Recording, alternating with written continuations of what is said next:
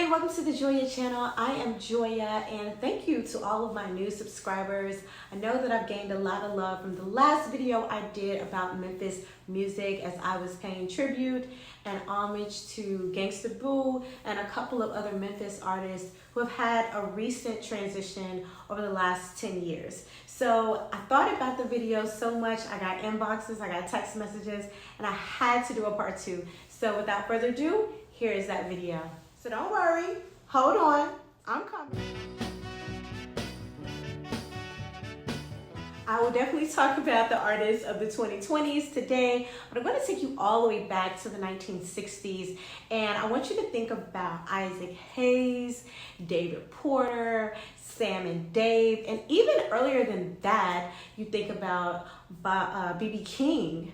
And his guitar, Lucille. You think about W.C. Handy. You also think about Bobby Blue Bland. And his music was recently sampled. I have to find out where his music was recently sampled, but I know he was on the list for 100 greatest singers. The list is out. People magazine just dropped it. There's some questionable things on there, but I do know Bobby Blue Bland was on there. Also, I can also hear people in Memphis echoing to me, Mr. Soul himself, Love and Happiness, Al Green.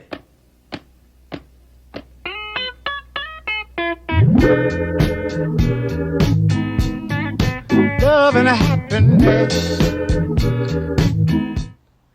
Al Green has a phenomenal and huge presence in Memphis. He actually pastors a church in an area of Memphis called Whitehaven. You should look it up. You should visit his church one day. That's a challenge for 2023. Go visit Al Green's church. But definitely Al Green is one of our native sons. And then moving up, you have the Bar-Kays. The Bar-Kays were just a great sounding group from Memphis. The Bar-Kays actually still perform. Larry Dawson, James Alexander, who was the father of now Jazzy Faye, who's one of the hottest hip-hop producers, R&B producers of all times, is from Memphis. He is connected to the Bar-Kays. And then you think about Rufus Thomas. You think about Carla Thomas. I'm just thinking about all of the names that I heard and the people that I saw growing up really giving respect and giving honor to these artists.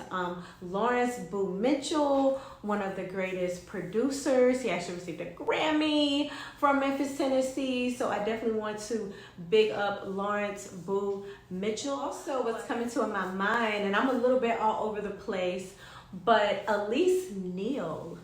Elise Neal is one of the most beautiful, accomplished Black actresses in Hollywood. She was on the Hughleys. She's been a part of several sitcoms and several movies. So Elise Neal is also one of our queens. One of our newest queens that have entered into film is Brandy Evans. Brandy Evans, she is one of the stars of P-Valley. And I mentioned Katori Hall, who is also the creator of the show. She's also from Memphis as well. And then what's coming to my mind as I'm kind of like trying to move, but I really can't move, is She Streeter. She Streeter is a dancer from Memphis who now lives in LA, just recently got married. Congrats. Comes from a musical family. Her brother, Charles Streeter, is also a drummer, a renowned drummer in Memphis, Tennessee. I'm thinking about Stanley Randolph. I'm thinking about Brandon Brown. I'm thinking about KT Townsend. I'm thinking about Billy West. And also Kyle. So they had a group called New Genesis. They're from Memphis and they also moved to LA. And then I'm thinking about Kendall Harris, who got popular for being a dancer for Janet Jackson. She's from Memphis. Ben Corey Jones, he was a writer for Insecure. And Ben Corey Jones, he was also a classmate of mine. Shout out to Central, the high school. We produce like some really stellar people. I'm just saying, like, I'm a little biased, but we do produce a lot of stellar people. Also, I I mentioned Chicken in our last video, and Chicken is an art form of dancing in Memphis that Memphis has made popular. And one of the kings of Chicken in Memphis is Lil Buck. Y'all check him out. Lil Buck put Memphis Chicken on the map, and I won't say he's one of the architects of Chicken because Chicken has been around longer than he's been born, but he really popularized it and codified it for international audiences. I believe he did a show like in France, and I was so super proud of him. But Memphis has a lot of dancers, that have been in a lot of renowned popular music videos. I can't name all of them, but what's coming to my mind are Kendall, Little Buck, She Streeter, and a couple of folks that I named on the first video. If you have a Memphis dancer that is phenomenal, that you want, Lydia Yates. She is also a really great dancer from Memphis, Tennessee. You guys go check her out. She has the LYE Academy in Memphis, and she does a lot for the youth in Memphis, the teens in Memphis. So we talked about all of the dancers. We talked about some of the artists. I'm going to mix a little slang in here. So I have a little quiz for you. In Memphis, when someone says you checking them, what does that mean? Does it mean A, you're complimenting them, B, you have a question for them, or C, you're talking about them, like you're slick dissing them, you're trying to comfort them, you're shading them? If you guys C, you are absolutely right. Check-in in Memphis is almost like an art form. Check-in started off kind of like playing the dozens, talking about your mom or talking about what you have on. Another thing in Memphis, like when you know somebody's checking you, they'll say, looking man, or look at man, or different little things that people say when they say, oh, you fresh, ain't it, boy? You looking like you going to church, ain't it? So it's something you would know, Memphis Check-in. People know Memphis Check-in. When I was growing up in the late 90s and early 2000s, it was fun shade. It's what they call now fun shade. It wasn't as serious if someone was going back and forth and checking you. Now, checking could get serious if the other person was sensitive or if someone cut too deep. But check-in in Memphis is supposed to be very lighthearted. It's supposed to be almost a form of like endearment, or you're being initiated like into a group, or not like a gang or nothing like that, but like people are welcoming you like into the school. So check-in, that's another Memphis slang that I wanted to kind of throw in there. Also, and I don't know if this is dated slang, like I told y'all, I grew up in the 90s, early 2000s, late 90s. Slaw. So people say that's slaw, and that means that's whack, that's not cool, I'm not rocking with that. So that's another little Memphis slang I wanted to mix in there. So let's get back to the Memphis artists. I do want to talk a little bit more about our producers. We have a lot of producers, and I don't know if this is where I would veer off into Memphis and Tennessee, because I believe Let the Band Play, he is from Nashville or Memphis. But I do want to put him in there. Also, now Drama really made his mark on a lot of Atlanta early 2000s music. No Hands, look ma, No Hands. Listen to this track. So I also like a weird fact about me. Like I really love like producer tags. I probably can recognize so many different producer tags. So I don't know. That's another video. Drama Boy, Memphis is from Memphis, Hit Kid from Memphis, and I'm sure I'm leaving somebody out. I have a Facebook friend. He's also my Twitter friend, and I'm trying to think of his name. It's on the tip of my tongue. He's also I Make Bad Beats. Shout out to you. Also Take Keith. Juicy J, we all know Juicy J. I mentioned him on my last video. He's a producer from Memphis. DJ Squeaky, a producer from Memphis. Tay Brazel. So many people. I'm sure I'm leaving.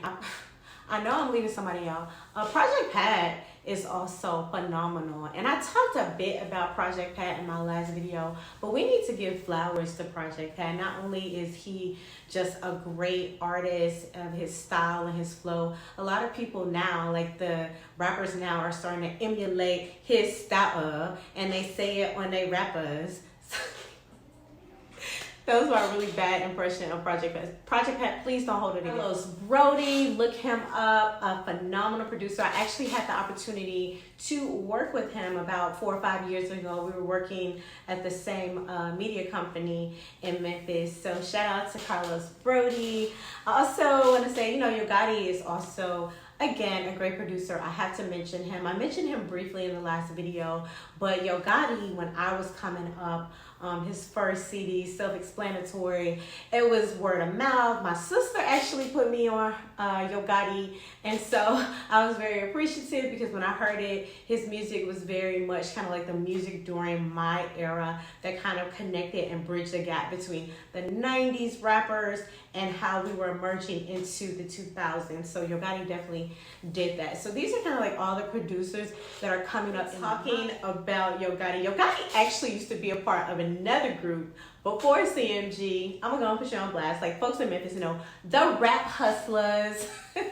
The Rap Hustlers consisted of Nakia Shine, Mr. N, I believe.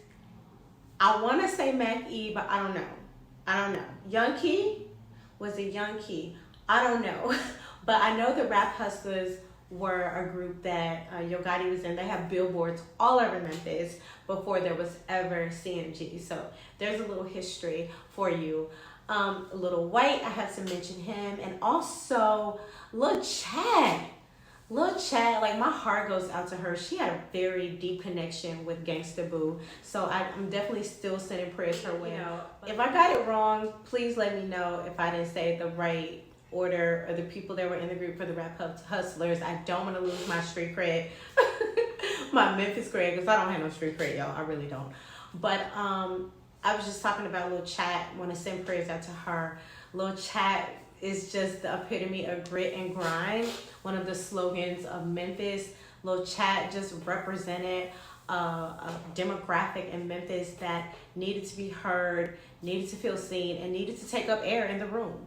And we appreciated her for that. Her and Project Pat came up with the song Chickenhead, and that was like an anthem when I was growing up.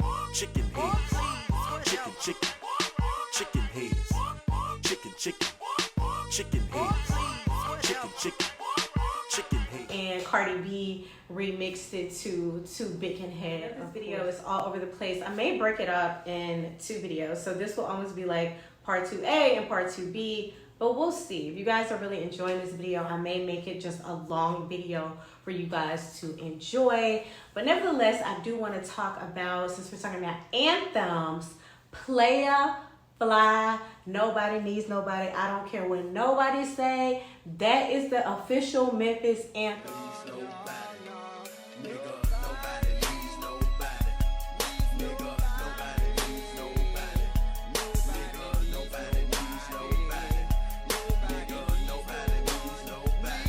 I know a lot of people like to say, whoop that trick. That does go hard, especially at the Memphis Grizzlies games. But Playa Fly, Nobody Needs Nobody. I'm going to just drop the mic right there. You have Tila, you have Kingpin, Skinny Pep, you have Don Tripp. Don Tripp is a little younger, but Don Tripp is a little younger than some of the guys that I named. But Don Tripp, one of the things that kind of really shocked me, I saw a documentary on him, or it was an interview. It was called On the Porch, I believe, on the stoop or something like that. Don Tripp has a huge underground following. I don't follow a lot of his music, but I am connected to a lot of people that have worked with him or that follow his music. So I definitely want to send big ups to Don Tripp.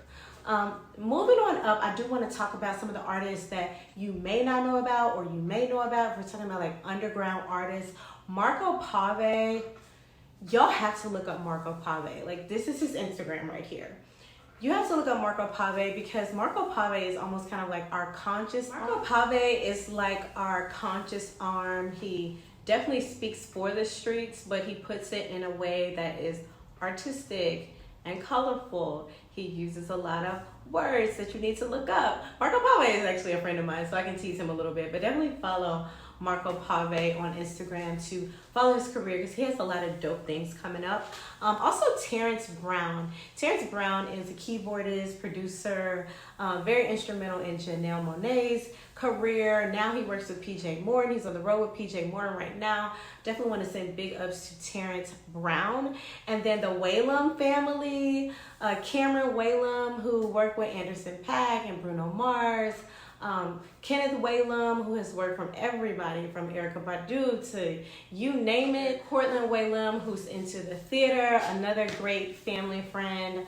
And they come from the lineage of Kirk Whalum, who is a jazz musician, saxophonist from Memphis. Definitely look up Kirk Whalum if you're into jazz music. I'm trying to think of some other artists that are not necessarily like on the mainstream, but if you come to Memphis, you definitely need to check these artists out. So let me drop some names. Check out other underground artists, as I mentioned, Luca, Pro, Type T, Blue Levies, all artists that may not have like the national buzz yet, but they are definitely people that you should follow. But some more old school names that I want to drop, and they're not old school because a lot of them are still here. But when you think about their rap, it's from the era of the 90s and the 2000s, would be people like Criminal Maine, Al Capone, Fraser Boy, also a part of the Grammy that we acquired for the movie Hustle and Flow. Shout out to Hustle and Flow because Terrence Howard really embraced this character to the point like I almost forgot that he was not from Memphis. Like somebody in Maine the way we say Maine. But hell, I even need to practice my Maine. So these are all of the artists that came to mind when I did the last video. I wanted to call the names of some of those artists. If I forgot someone, charge it to my head and not my heart. And also charge it to my experience. You know, we grow up in different areas and neighborhoods and we may not be exposed to the same music, even though we're in the same city. So please drop in the comments on artists that I name or that I didn't name that you definitely want to give mad respect to. And like I said, this may even turn into a series. I may even do a part 3. So I hope you guys receive this video with an open heart and an open mind. Be sure to subscribe, like, and share the Joya channel. Until next time,